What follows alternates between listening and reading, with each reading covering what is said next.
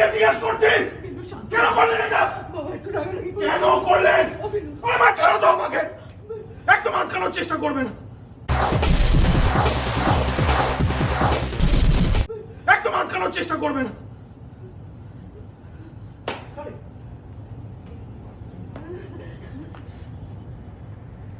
ছেলে যে এভাবে হাইপার হয়ে গেল, তুমি কি ভয় পেলে?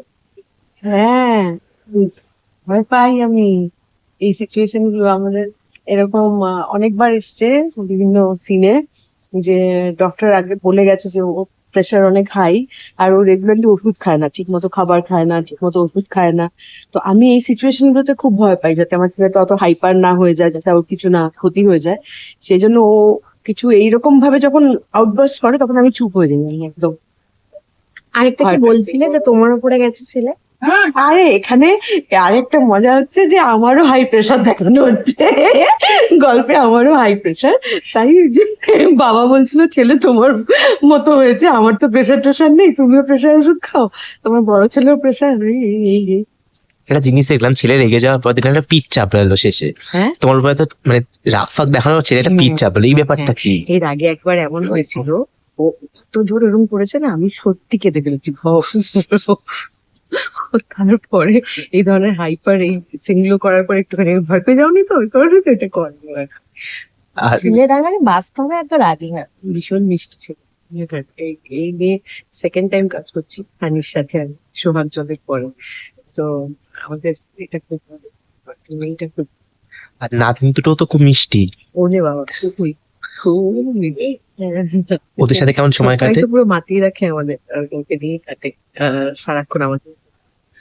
ওদের সাথে খুবই, হ্যাঁ, ওদের সাথে কেমন সময় কাটে তোমার? খুব মানে ওইটাই শুধু আমার নয়, আমাদের সেটের সবার কোলে কোলে ও ঘুরে বেড়ায়। হ্যাঁ, এবং ওর সাথে খেলা, ওর সাথে সময় কাটানো, এটা এটা করেই আমাদের সময়টা খুব মিষ্টি করে কেটে যায়।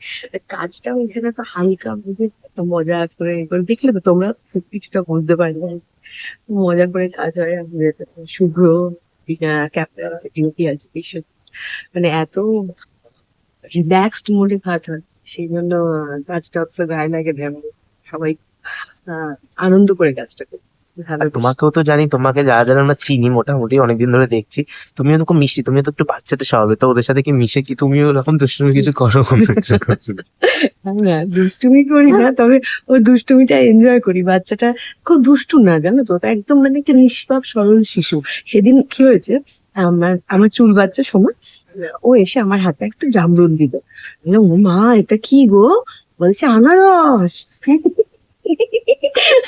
আমি বললাম, ও এটা আনারস, এটার একটা ডাক নাম আছে জানো? বলছে কি? বলছি, এটার ডাক নাম হচ্ছে জামরুল, আমরা এটাকে জামরুল বলে ডাক নামে ডাকবো। হ্যাঁ, সেটা বলে আচ্ছা, এবার থেকে আমরা এটাকে জামরুল বলে ডাকবো। এইরকম চলে, খুব মজার, খুবই মজার। আচ্ছা, তারপর দেখলাম বেয়ানের জন্য জল চাওয়া হচ্ছে, কিন্তু পর্দায় তো বেশ ফাটাফাটি চলে।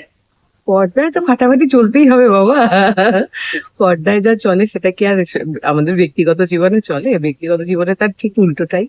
ও বিডির সাথে প্রথমবার কাজ করছে, এবং ও যে চরিত্রটা করছে তার তুলনায় ওর বয়সটা অনেকটাই কম, অনেকটাই স্নেহের।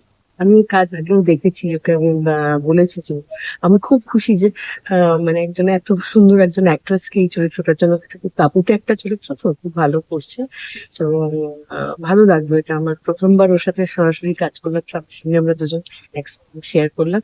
আমার খুব ভালো লাগলো। আর এই কদিনে তো দর্শক প্রচন্ড ভালোবাসা দিচ্ছে, এই কদিনে মানে সেটা কতটা পাও না? এটা একটা বিরাট পাওনা, বিরাট পাওনা। এটা একটু শুরুর দিকটা একটু এক্সপেরিমেন্টাল ছিল তো, ধরো মানে ওই ধরনের গল্প নিয়ে, মানে এই যে স্ট্যান্ড আপ কমেডি যেটা মেয়েটা করতো, যে বাহ্যিক সৌন্দর্যটা আমরা বিচার করি সবসময়, আসলে তো বাহ্যিক সৌন্দর্যটাই সবটা নয়। হ্যাঁ, মানুষটার মনটা কতটা সুন্দর সেটাকে আমরা দেখতে ভুলে যাই।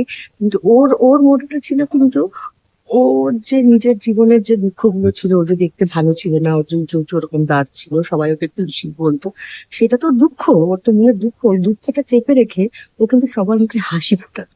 এটা কত সুন্দর ভাবনা বলো। হ্যাঁ, তো এইটা দিয়ে এইটা দিয়েই শুরু হয়েছিল।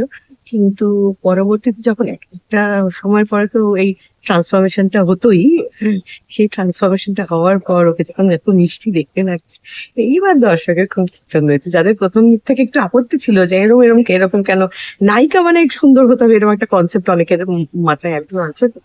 তো তাদের তারাও খুব খুশি, এখন সবাই খুব খুশি। একটু একটু করে আমার বড় ছেলে আর বড় বৌমা এবার একটু কাছাকাছি হচ্ছে, একটু ওদের মধ্যে দূরত্বটা কমানোর জন্য অর্চি আছে, ইন্দ্রনীলের যে চরিত্রটা অসম্ভব ভালো, খুব ইন্টেলিজেন্ট একটা ইন্দ্রনীল, ভালো করছে। তো গল্প জমে গেছে, জমে খেয়েছে। টলিউড ফোকাস কলকাতা চ্যানেলটি আপনাদের ভালো লেগে থাকলে লাইক করুন, সাবস্ক্রাইব করুন এবং অবশ্যই আপনাদের পছন্দের ভিডিওটি শেয়ার করুন। Tollywood focus Kolkata.